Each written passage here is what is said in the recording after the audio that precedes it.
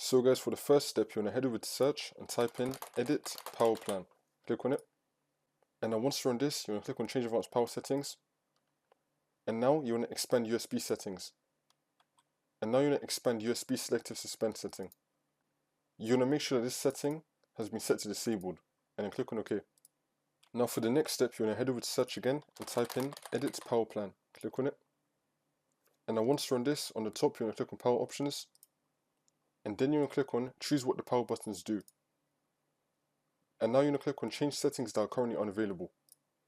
And now you should have something that's called fast startup. I don't have it, but you're going to have something that's called fast startup. You just want to untick it and then click on save changes.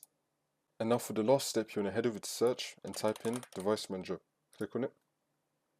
And then once you're on this, you want to expand disk drives. And then you want to find your disk drive. You want to right click on it and then click on uninstall device and then click on uninstall. You do not want to restart your computer, so click on no. And then once you've done that, you want to expand universal serial bus controllers.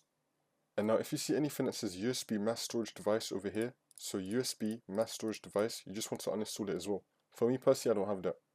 So once you've uninstalled that, now on every single USB device that comes up, you want to right click on it and then click on update driver and then click on search automatically for drivers. You want to update all of them. Make sure that's on the latest version for all of them.